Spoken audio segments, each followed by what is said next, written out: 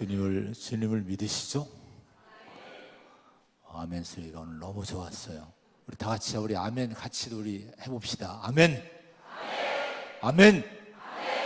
할렐루야. 우리 교회의 신앙 고백이 이 고백이 되기를 축복합니다. 고난의 길에서 제목으로 말씀을 나눕니다. 고난과 고통, 시련이 없는 삶은 없고 없는 인생은 없습니다. 이런 때에 우리는 우리 자신을 잘 지켜야 되고 또 지킬 수 있는 믿음의 성도가 되어야 됩니다. 누가 아름답고 누가 자랑스러울까요? 고난을 이겨낸 삶이 자랑스럽습니다. 고난을 이겨낸 인생이 아름답습니다.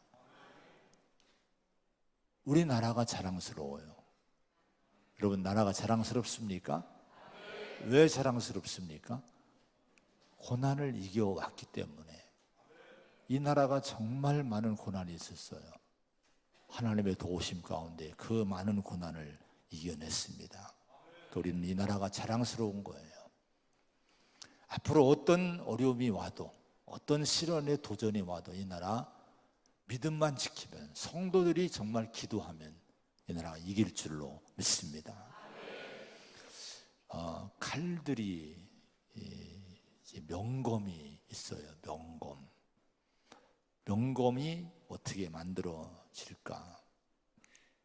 지금은 합금 기술이 이제 정말 발전했죠. 그래서 이 합금해서 만들게 되면요, 기존의 철보다도 수천 배 강한 그런 강도가 있는 합금 기술로 이런 쇠를 만들어 낼 수 있다고 합니다. 근데 옛날 합금 기술이 없을 때에 칼을 만들려면은 보통 어떻게 만듭니까? 열에 달구고 식히고 또 두드리고 또 열에 달구고 또 접고 두드리고 이런 과정을 거치게 됩니다. 이런 걸 얼마나 오래 하느냐, 많이 하느냐, 정성으로 하느냐에 따라서 일반 칼과 명검의 차이가 나게 됩니다. 특히 이 강철을 불에 달구고 그리고 접고 두드리는 이 과정을 접철 단조 과정이라고 하는데, 이 과정을 수천 번 이제 하게 되면은 정말 명검 중에 명검이 나온다는 거예요. 전에 제가 이제 어릴 때죠. 뭐 초등학교인가 중학생 때 하여튼 제 기억이 한번 칼이 이제 관심들이 남자들이 있잖아요. 소풍을 갔는데 어머니가 주신 용돈 가지고 그걸 아껴서 칼을 하나 샀어요. 무쇠 칼입니다. 모양이 너무 멋진 거예요. 신나게 가져왔는데 이게 조금 뭘 하는데 똑 부러지는 거예요. 너무 약한 거예요. 그때 기억이 지금도 너무 실망스러운 기억이 생생하게 납니다. 그냥 이렇게 대충 부어서 모양만 만든 거예요. 이건 이 접철 단주의 과정을 안 거친 칼이죠. 모습만 내온 거예요. 근데 이 접철 단조의 과정을 오래 거친 칼은요, 이 칼을 벨 수 있다 합니다. 그런 칼과 보통 칼이 부딪히면 그 칼이 베진다는 거예요. 여러분, 이 뜨거운 불에 들어가고 또 식혀지고 불에 들어가고 그리고 접혀지고 두드려지고 이런 과정이 하나의 고난이라고 할 수 있어요. 이런 것을 잘 견뎌내면 이 명검이 되는 거예요. 이와 같이 고난을 견디고 고난을 이겨낸 사람이 명검 같은 인생이 될 줄로 믿습니다. 우리가 성도가 고난을 이겨낸다는 것이 여러분 뭘까요? 그 고난 때문에 믿음을 잃지 않는 거예요. 고난 때문에 영혼이 무너지지 않는 거예요. 오히려 그 고난을 지나면서 오히려 하나님을 더 가까이 하고 고난 속에서 동행해 주시는 하나님을 만나고 사는 거예요. 무엇보다도 고난을 이겨낸다는 것은 고난을 통해서 주시는 하나님의 음성을 듣는 거예요. 그리고 그 속에서 하나님의 뜻을 발견하고 계획을 새로 발견하고 그 하나님의 뜻에 내 인생을 다 내려놓고 거기에 나를 순종해서 이제 하나님께 헌신하고 살아가는 것, 바로 이것이 바로 고난을 이겨내는 거예요. 그냥 참고 그냥 탄식하며 지내는 것이 이겨내는 것이 아니란 거예요. 로마서 5장 3절 4절에 보면은 다만 이뿐 아니라 우리가 환난 중에도 즐거워하나니 이는 환난은 인내를, 인내는 연단을, 연단은 소망을 이루는 줄 알미로다, 이렇게 말씀합니다. 환난과 고난이 있어요. 그것이 우리 인생을 거칠게 뒤흔들어요.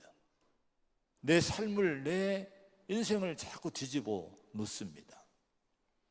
그런데 이 바울은 환난 중에 즐거워한다, 이렇게 얘기를 합니다. 여러분, 환난 중에 즐거워합니까? 내 인생을 뒤흔드는 환난이, 바람이 몰려왔는데, 파도가 나를 치고 있는데 여러분 즐거워할 수 있습니까? 근데 바울은 즐거워한다고 얘기를 합니다. 왜 즐거워할 수 있느냐? 그것이 신앙의 유익, 영혼에 돌아보니까 유익이 됐다고 하는 거예요. 어떤 유익입니까? 환난 중에 즐거워하나니 환난의 인내를, 이렇게 얘기해요. 환난의 인내를 이제 낳는다는 거예요. 자, 인내를 훈련시키는 겁니다. 인내라고 하는 것은요, 그냥 참는 것이 아니라 환난 중에 하나님을 바라보고 하나님을 향한 이 믿음의 자리에 있는 거예요. 끝까지 하나님 신뢰하는 거예요. 환난이 이 인내를 훈련하는 거예요. 그 환난 중에 인내를 훈련하고 우리가 인내하며 살아갈 때에 이것이 내게 주는 영적인 큰 유익이 있습니다. 그게 뭔고 하니 인내는 연단을 낳는다는 거예요. 연단이 뭡니까? 연단은 우리가 쇠를 연단하잖아요. 정금을 만들려면 연단이 들어가야 돼요. 그 뜨거운 불 속에, 용광로 속에 들어가서 이것이 이제 녹아지고 이제 끓여지고 이제 연단될 때 불순물이 제거가 되는 거예요. 환난 중에 인내를 하는 과정 속에서 우리가 뭐합니까? 기도하고 하나님 의지하고 회개하고 이런 과정을 거치면서 내 안에 있는 영혼의 불순물, 내 삶의 불순물들이 제거가 되는 거예요. 바로 인내는 연단을 낳는 거예요. 그게 연단이 잘 이루어지게 되면요, 그다음 어떤 것이 있는 거 아니? 소망을 이룬다고 말씀합니다. 연단은 소망을 이룬다. 우리의 소망은 세상의 소망이 아닙니다. 우리의 소망은, 성도의 소망은 하나님의 나라인 줄로 믿습니다. 영생이 주어졌고 믿음으로 하나님의 의롭다 하심을 받았는데 그것만 가지고 완전하지 않은 거예요. 구원받았음에도 불구하고 우리가 얼마나 욕심이 많고, 십자가 은혜를 입었고 복음을 믿는다고 하면서도 나는 얼마나 내 마음이 추하고 내 인생이 모자람이 많습니까? 근데 이 환난과 인내의 과정을 통해 연단이 되므로 우리 안에 있는 이 불순물들이 다 제거가 되고 우리 자신이 정금처럼 만들어지고, 그래서 우리는 좋은 모습으로 하나님 나라에 들어갈 수 있게 되는 거예요. 그래서 연단이 소망을 이루게 되는 줄로 믿습니다. 이 믿음을 갖게 되면요, 이 환난이 우리에게 이런 유익을 주는구나, 이런 믿음을 갖게 되면 내가 환난이 와도 이걸 즐거워할 수 있는 거예요. 이번에 하나님 나를 어떻게 연단해서 나를 인내케 하시고 연단시키셔서 나를 어떻게 만드실까, 어떤 정금 같은 존재로 나를 다시 태어나게 하실까, 이런 기대감을 갖고 환난 가운데 믿음을 지켜나가면 우리가 정말 아름다운 영적인 열매를 맺는 축복의 기간이 될 줄로 믿습니다. 이 믿음을 꼭 붙드시기를 축원드립니다. 자, 고난을 통해 배우는 것들이 있어요. 시편 119편 71절에 보면은 고난당한 것이 내게 유익이라, 이로 말미암아 내가 주의 율례들을 배우게 되었나이다. 자, 이 시인도 그렇게 고백하지 않습니까? 고난당한 것이 내게 손해가 아니라 유익이래요. 왜 유익입니까? 이로 말미암아 내가 주의 율례, 주의 가르침을 배우고 주님의 이 율례를 가르침받는 그런 기회가 됐다 하는 거예요. 자, 여러분, 고난을 통해 우리가 배워야 될 줄로 믿습니다. 고난의 기간, 나를 배워주는, 나를 가르치는 하나님의 교훈을 우리에게 주시는 기간임을 믿으시기 바랍니다. 그래서 고난의 시기에 우리는 배워야 돼요. 하나님의 가르침을 들어야 됩니다.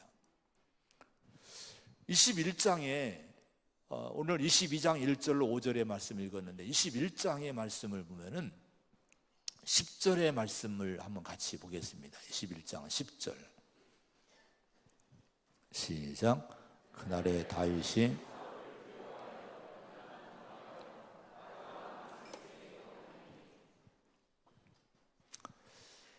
노베, 지난주에 노베 성소를 다윗이 찾아가고 제사장 아히멜렉을 만나고 기도하고 기도받고 또 거룩한 떡을 얻어먹고 거룩한 떡을 또 얻어갔고 골리앗의 칼을 받아서 무장하고 도피의 길을 간다는 말씀을 들었어요.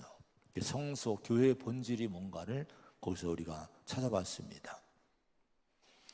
근데 다윗이 이 제사장을 만났고 영적 양식을 얻었고 무장을 한 이 놉을 떠나서 새로운 도피의 길을 가는데 그 도피의 길을 간 곳이 하필이면 지금 읽은 21장 10절에 보면은 어디로 갔습니까?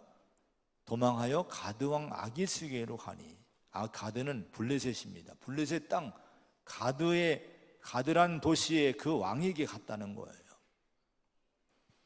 자, 여러분, 왜 다윗은 그러면 기도하고 기도받고 거룩한 양식 받아먹고 믿음의 확신 주는 승리를 상징하는 골리앗의 칼을 지금 얻고 소유하고 했음에도 불구하고 그 당시 이스라엘과 가장 적대적인 나라인 블레셋으로 다윗은 도망을 하필 그곳으로 가게 됐을까요?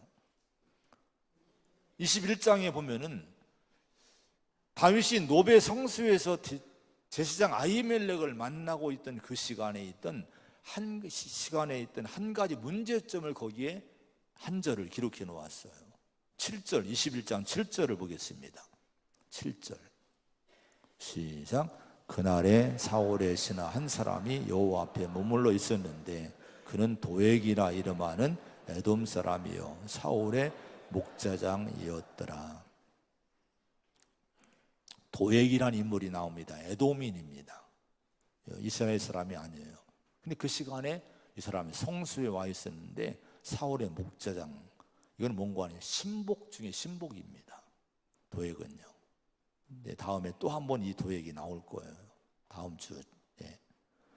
근데 이 도액은요, 다윗과 같이 사울의 신하인데 그것도 사울 왕이 가장 믿을 만한 부하들 그룹에 속한 사람 중에 하나입니다. 그래서 다윗이 이제 이 도액을 알았고 도액도 다윗을 너무 잘 알고 있는 관계였어요. 같은 왕의 신복 중에 신복들이었기 때문에. 자, 그런데 여러분, 지금 다윗이 어떤 상황이 있습니까? 사울 왕이 다윗을 죽이라고 전국에 다 이 공포를 하고 다윗은 지금 도망 중에 있어요. 도액이 이걸 너무 잘 알고 있는 거예요. 근데 성수에 가보니까 다윗이 그 성수를 찾아왔고 제사장과 무슨 얘기를 하고 뭐 기도하고 뭐 말씀 듣고 또 일반 사람이 못 먹는 진설병도 얻어먹고 그걸 또 한 덩이를 가져가고 골리앗의 칼을 또 받고 이런 과정들을 다 도액이 눈여겨봤을 거예요. 왜? 다윗은 지금 사울 왕이 죽이라고 하는 인물인데 그 인물이 저기에 지금 온 거예요. 이때 여러분, 다윗도 도액을 봤을 거예요. 이 도액을 보면서 도액을 만나면서 덜컥 이 다윗이 두려움을 느꼈을 거예요. 자신이 사울 왕의 추격을 피해서 이 성소 노보로 왔는데 하필이면 그 시간에 누가 와 있는 거예요? 사울의 신복 중에 신복인 도액이 거기에 와 있었던 거예요. 얼마나 두려웠겠습니까? 그래서 다윗은요, 두려움을 안고 급히 도망한 곳이 어딘고 하니 블레셋 땅, 이스라엘을 벗어나서 블레셋 땅 가드로 도망을 하게 된 거예요. 자, 그런데 여러분, 이 가드에서 아기스 왕이 다스리는 가드에서 어떤 일이 벌어지게 됐습니까? 11절, 12절, 13절에 21장에 그 말씀에 보면은 이런 말씀이 나와요. 가드왕 아기스의 신하들이 다윗을 알아봅니다. 왜 알아보지 못하겠어요? 골리앗은요, 블레셋 왕 이 영웅 골리앗은 가드 사람입니다. 가드가 고향이에요. 자신들의 고향에서 이 출생한 이 영웅 골리앗을 누가 죽인 거예요? 다윗이 죽인 거예요. 그리고 여러분, 블레셋이 이스라엘과 싸울 때 계속 여러분, 다윗 때문에 블레셋은 고전을 면치 못합니다. 그전에는, 다윗 이전에는 이 블레셋이 이스라엘을 전부 주도권을 잡았었어요. 근데 이 다윗이 등장함으로 이 블레셋은 이스라엘에게 늘 패배하고 또 패배하는 거예요. 이런 인물이 지금 이 블레셋으로 도망왔으니, 그래서 여러분, 이 신하들이 왕에게 보고하는 거예요. 저 다윗이 그런 인물이라고, 골리앗 죽인 인물이고 우리의 원수라고. 그러면 왕으로 칭합니다. 다윗을 왕이래, 왕. 사울은 안중에도 없는 거예요. 다윗을 왕처럼 생각하고 있었던 거예요, 이 적군에서는요. 자, 지금 적국에 여러분 의지하고자, 블레셋에 의지하고자 피신해 왔는데 자신을 이렇게 의심하고 적대시하고 경계하는 이 분위기를 눈치챈 다윗이 위기를 느낍니다. 자, 여기서 또 죽겠구나. 사울을 피해 왔는데 이 블레셋 사람들에서 죽겠구나, 아기스에 의해 죽겠구나, 이렇게 위기를 느낀 이 두려움 가운데서 다윗이 한 행동이 뭔고 하니 광인, 미친 채 흉내를 내는 거예요. 미친 사람 흉내를 내는 거예요. 여러분, 천하의 영웅 다윗이 블레셋 왕을 두려워해서 미친 사람 흉내를 내던 그 모습을 한번 상상해 보시기 바랍니다. 침을 질질 막 흘리는 거예요. 대문짝을 막 긁어대는 거예요. 거기다 이상한 쭝얼쭝얼대면서 글씨를 막 쓰는 거예요. 그래서 여러분, 왜 다윗이 하필이면 빨리 도망가지 않고 광인 흉내를 냈을까요? 미친 채 했을까요? 사무엘상 21장 14절 15절에 보면은 아기스의 얘기가 나와요. 왜 이런 미친 자를 내게로 데려왔느냐, 이런 미친 자를 어찌 내 집에 들어오게 했느냐, 신하들을 책망하는 모습이 나옵니다. 어쩌면 여러분, 지금 이 아기스 왕은 블레셋을 괴롭게 했던 다윗을 단칼에 죽일 수도 있었을 거예요. 근데 아기스의 이 14절 15절의 말씀의 이 뉘앙스를 보면요, 전혀 다윗을 죽일 의도가 없는 걸 보게 됩니다. 그저 더러운 것을 피하듯이, 똥을 피하듯이, 더러운 걸 피하듯이 다윗을 왜 저런 미친 자를 내게로 데려왔느냐고 신하들을 책망하면서 빨리 이 자를 내 앞에 보이지 않게 하라, 이런 의미가 담긴, 마음을 담은 말로 책망을 하고 있는 거예요. 왜 그러는가 하니 고대인들은요, 미친 사람 광인에 대해서 미신적인 두려움을 갖고 있었다고 합니다. 미친 사람은 가까이 하지 않고 손대지 않았다는 거예요. 재수 없다는 거예요. 저 사람 손대면 오히려 재수 없다는 거예요.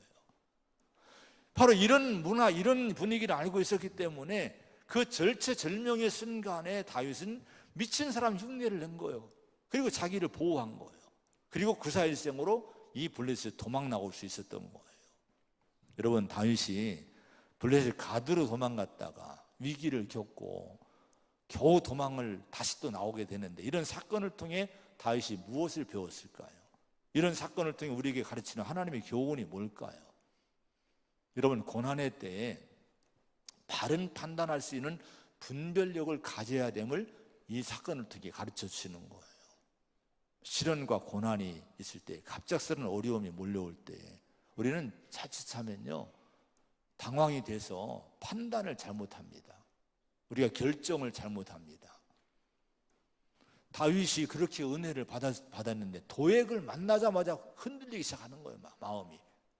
그래서 순간 흔들린 이 다윗이 어디를 급히 도망갑니까? 바로 이 놉을 떠나서 블레셋 땅으로 도망을 가버린 거예요. 이로 인해서 뼈아픈, 평생 잊지 못할, 평생 잊을 수 없는 수치와 두려움을 안고 이 고난을 겪고 다시 도망 나오는 경험을 하게 된 거예요. 여러분, 다윗도 믿음이 좋았던 다윗이지만, 그러나 다윗도 이 고난과 어려움 가운데 판단의 실수, 잘못된 길을 갔었다고 하는 거예요. 우리가 그럴 수 있다고 하는 겁니다. 잠언서 3장 6절에 너는 범사에 그를 인정하라. 그리하면 내 길을 지도하시리라. 공동번역은 무슨 일을 하든지 야훼께 여쭈어라. 그가 내 앞길을 곧바로 열어주시리라. 여러분, 어떤 일을 하든지 우리는 먼저 감정에 휩싸이지 말고, 두려움에 휩싸이지 말고, 그래 급하게 결정하지 말고, 항상 우리는 정신 차리고 하나님께 묻고 여쭙는 그런 기간을 꼭 시간을 가져야 될 줄로 믿습니다. 여러분, 요즘 무슨 결정을 한 일이 있습니까? 요즘 한번 생각해보세요. 내가 어떤 중요한 결정한 것이 있습니까? 어떤 결론을 내리는 것이 있습니까? 근데 중요한 것은 그 일에 대해서, 그 판단에 대해서 하나님께 물어봤냐 이거예요. 가정의 일, 개인의 일, 어떤 진노의 일, 어떤 일을 할 때에, 어떤 결정을 내렸을 때에 분명히 이런저런 결정들을 이번 주도 한 주간도 내렸을 거예요. 최근에 그런 일이 있었을 거예요. 근데 그 일 때문에 정말 진지하게 하나님께 여쭙고 물어본 적이 있습니까? 물어봐야 된다는 거예요. 성도는 그래서 먼저 기도해야 될 줄로 믿습니다. 어떤 일인지 먼저 기도하세요. 급하게 입술을 여러분 열지 마세요. 급하게 마음을 정하지 마세요. 정말 하나님 앞에 먼저 기도하시고 물어보시고 응답을 받는 그런 과정을, 그런 일을 하시기 바랍니다. 시편 25편 4절 5절에 보면요, 여호와여 주의 도를 내게 보이시고 주의 길을 내게 가르치소서. 주의 진리로 나를 지도하시고 교훈하소서. 주는 내 구원의 하나님이시니 내가 종일 주를 기다리나이다. 다윗의 고백이에요. 자, 이 다윗은 자신의 판단과 결정의 실수를 이렇게 경험하면서 하나님께 묻는 일이, 기도하는 일이 얼마나 중요한지를 깨달았을 거예요. 그 다윗의 시편을 보면 하나님께 묻는 고백들이 많이 나옵니다.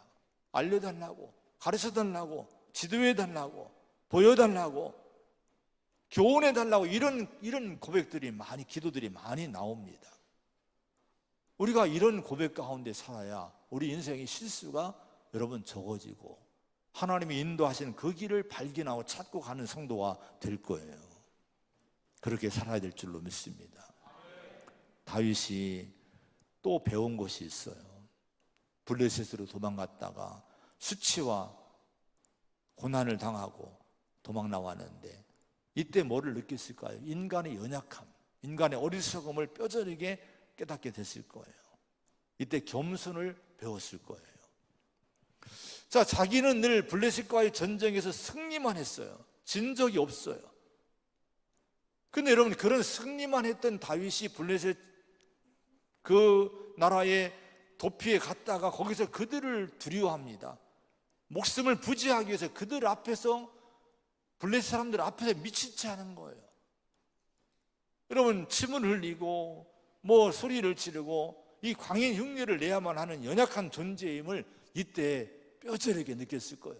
내가 얼마나 연약한지, 내가 강한 자가 아니구나, 연약한 존재이구나, 하나님을 의지하지 않고 하나님이 돕지 않으면 나는 절대로 강한 존재가 될 수 없구나, 이걸 깨닫게 됐을 거예요. 우리 자신이 때로는 어리석음으로 위기를 만났던 일이 언제였습니까? 미친 채 했던 다윗처럼 살기 위해서 자존심과 체면을 다 버리고 수모와 비난을 당해야 했던 일들이 어떤 일이었습니까?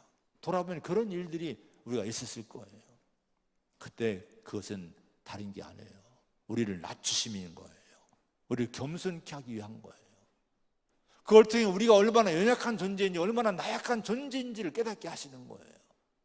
그때 이걸 배워야지. 이걸 겸손을 배우고 내 연약함을 배우지 않으면 그 고난이 아무 의미가 없어지는 거예요.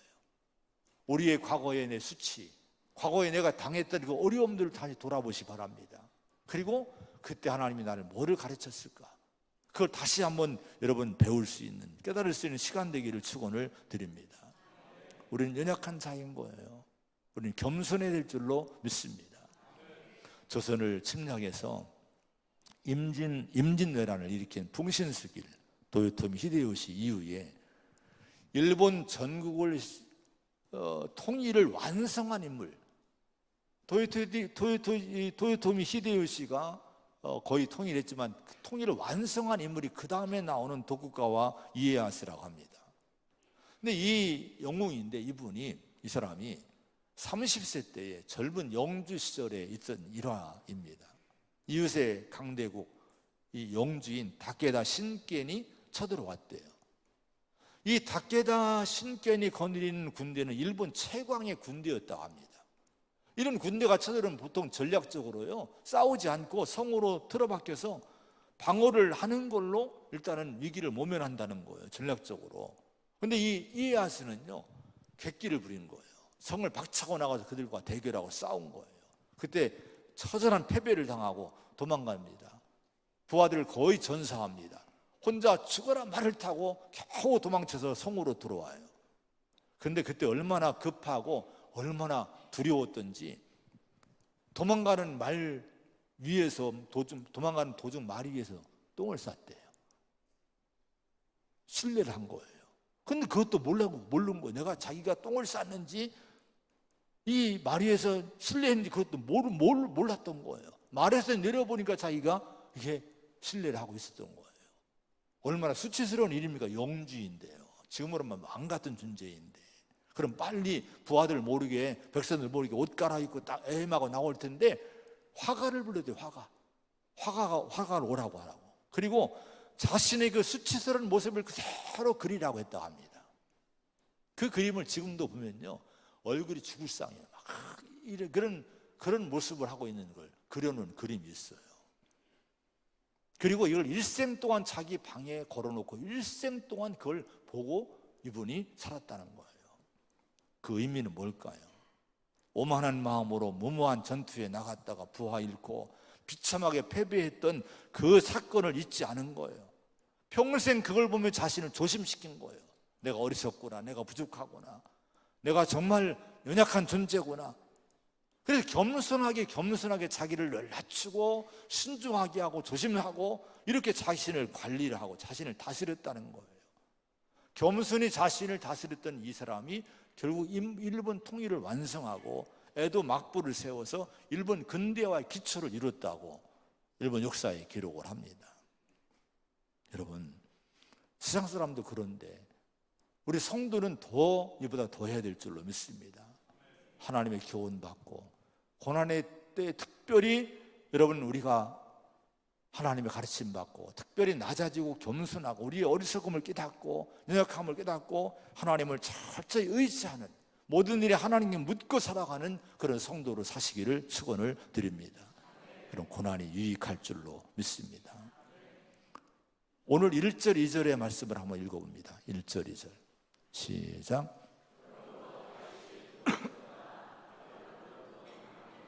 그의 형제와 아버지의 온 집이 듣고 그리로 내려가서 그에게 이르렀고 환난당한 모든 자와 빚진 모든 자와 마음이 원통한 자와 다 그에게로 모였고 그는 그들의 우두머리가 되었는데 그와 함께한 자가 400명가량이었더라. 아멘. 자, 다윗이 아둘람 굴로 도망갑니다. 블레셋에서 겨우 도망 나와서 아둘람 굴로 광야의 아둘람 굴로 도망갑니다. 자, 이제 지금 다윗과 사울 집안은 원수 집안이 된 거예요. 언제 다윗의 가족들이 해를 당할지 몰라요.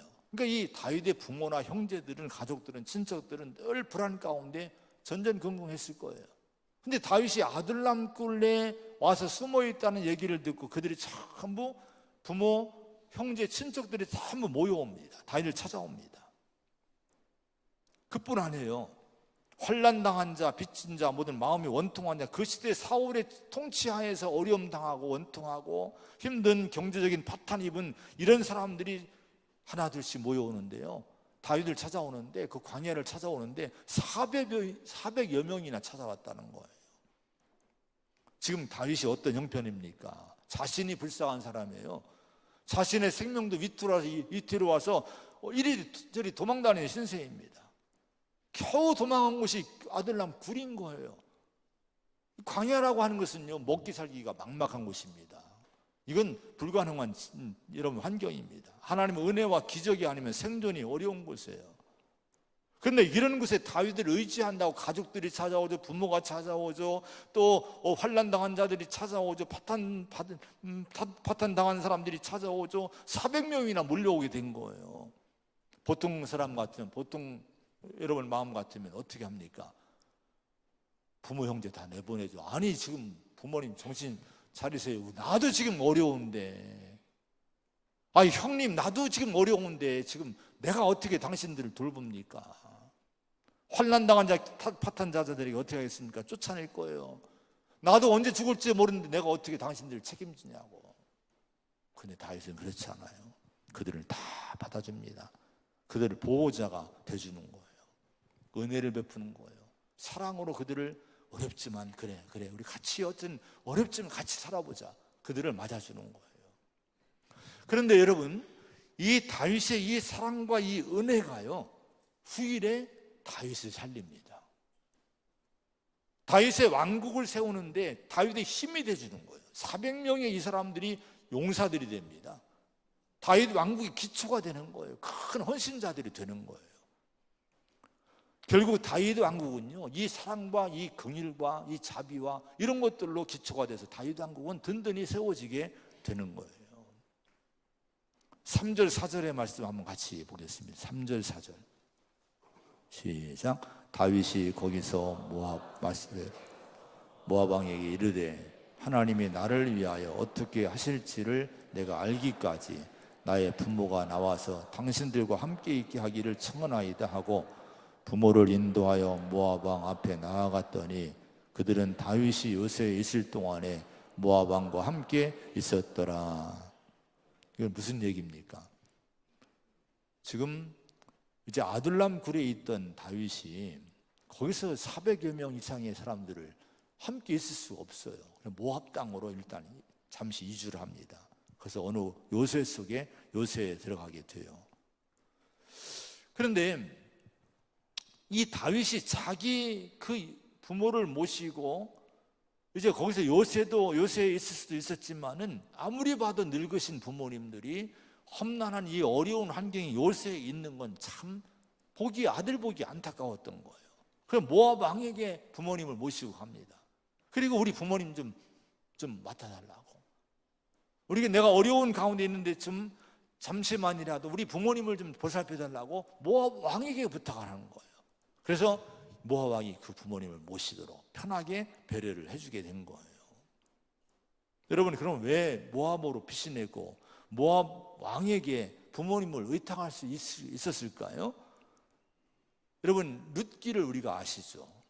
예수님의 족보에 또 보면요, 보아스가 나와. 예수님 족보에 보아스는 룻에게서 오벳 낳고 오벳은 이세 낳고 이세는 다윗을 낳았다. 그러니까 다윗의 증조 할머니가 룻이란 여인이에요. 근데 이 룻이란 여인은요, 모압 여인입니다. 모압 사람인 거예요. 그래서 여러분, 다윗 집안과 모압 민족과는 혈연적인 이 깊은 관계가 있어요. 이걸 매개로 해서 모압으로 빛이 내고 모압 왕에게 부모님을 부탁할 수 있게 됐다 하는 거예요. 어쨌든 여러분, 다윗은 이 어려운 시기에 자기 부모님을 받아줬고, 그리고 부모님을 또 잘 배려하고 이제 의탁을 합니다.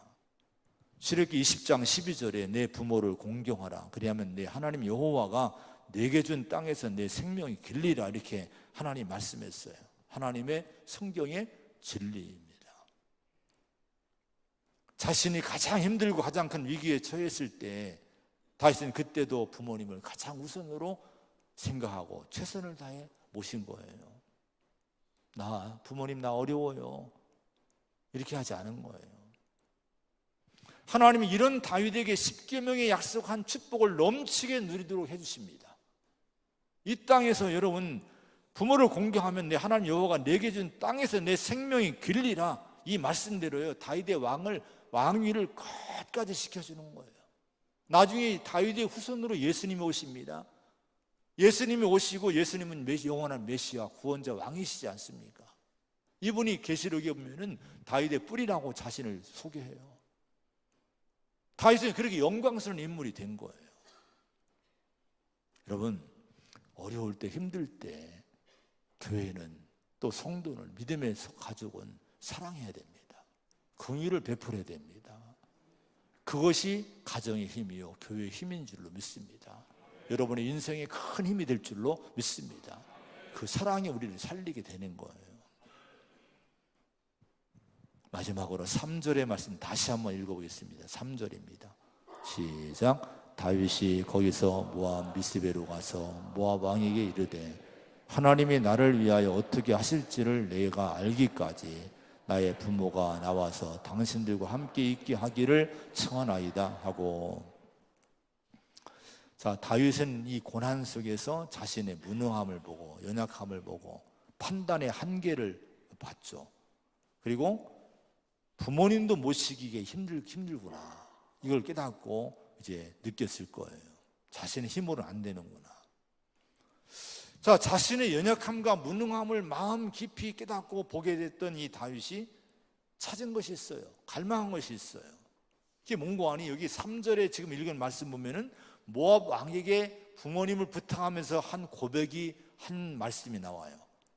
이렇게 합니다. 하나님이 나를 위하여 어떻게 하실지를 내가 알기까지. 세 번역에 보니까요, 내가 해야 할 일이 무엇인가를 하나님이 나에게 알려주실 때까지. 공동 번역에 보면 하나님께서 나를 어떻게 하실지 알게 될 때까지, 이렇게 번역을 했어요. 우리가 이 고백을 통해 다윗이 어떤 신앙을 엿볼 수 있습니까? 고난의 시기에 다윗이 계속 찾았던 것은 하나님이 자신이 할 일이 무엇인가를 알려주기를 원했던 거예요. 하나님이 나를 어떻게 하실지, 나를 어떻게 인도하실지 하나님의 뜻을 구하고 하나님의 인도하심을 구하고 하나님의 가르침을 구했던 다윗의 모습을 여기서 이 고백 속에서 볼 수 있는 거예요. 고난의 시기에 다윗이 계속해서 찾았던 것은 하나님의 뜻입니다. 하나님의 길이었던 거예요. 여러분, 고난의 때 우리는 자꾸 당장 그 고난을 벗어날 일만 찾지 않습니까? 그래서 사람을 찾고 세상을 찾아가는 거예요. 그래서 고난의 때에 신앙도 잠시 내려놓고 세상으로 달려가는 거예요. 그러면 그 인생은 망하는 거예요. 고난의 때 우리가 찾을 것은 먼저 하나님의 뜻을 찾아야 될 줄로 믿습니다. 하나님의 길을 찾아야 될 줄로 믿습니다. 그런데요, 5절의 말씀 한번 읽어보겠습니다. 5절 시작. 선지자 갓이 다윗에게 이르되 너는 이 요새에 있지 말고 떠나 유다 땅으로 들어가라. 다윗이 떠나 헤레스풀에 이르니라. 보세요, 놀라운 일이 있어요. 하나님의 뜻을 찾잖아요. 고난 속에 갑자기 누가 등장합니까? 선지자 갓이 등장을 해요. 선지자는 늘 하나님을 묵상하고 하나님의 음성을 듣는 사람입니다. 이 선지자 갓을 하나님이 다윗에게 보내주시는 거예요. 그리고 하나님의 뜻을 말씀해 주십니다. 너는 이 요새에 있지 말고 떠나 유다 땅으로 빨리 들어가라. 이 말씀을 듣고 다윗은 이 말씀대로 이제 방향을 잡아요. 어렵지만 유다 땅으로 들어가는 거예요. 여러분, 나중에 보면요, 22장인 이제 오늘 이게 후반에 보면요, 20절에 보면요, 아비아달이란 제사장이 다윗에게 의탁하는 모습이 나옵니다. 그 가족이 다 몰살당할 때에 아비아달이 살아남아서 다윗에게 찾아옵니다. 이 제사장 아비아달이 다윗 일생에 큰 힘이 되는 거예요. 여러분, 누구를 보냅니까? 선지자를 보냈죠. 제사장을 보냈죠. 고난의 때 하나님의 뜻을 찾고 하나님의 길을 찾던 이 다윗에게 하나님의 선지자와 제사장을 보내서 하나님 말씀을 전해주게 하고 믿음을 지키게 해준 거예요.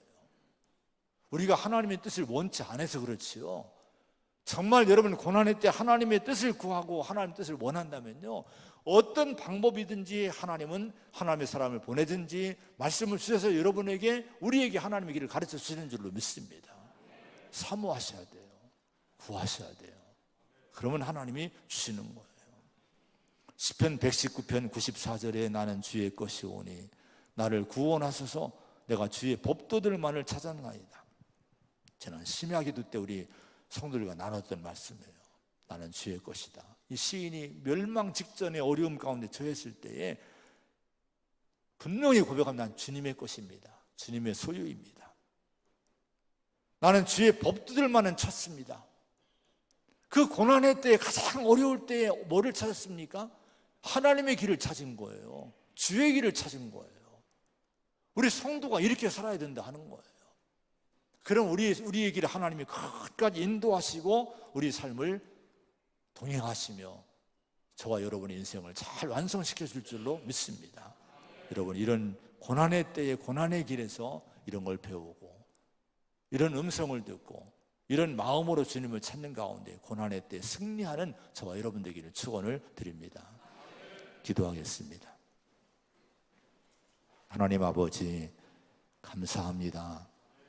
저희들에게 은혜를 주시고 믿음을 주시고 내 인생을 돌아볼 때의 고난도 시련도 많았지만은 오늘 여기까지 내가 믿음을 지켜오게 하신 거 감사를 드립니다. 우리가 인내함으로 연단받아서 지금 소망을 이루어가는 줄로 믿습니다. 고난의 때에 우리가 배우기를 원하십니다.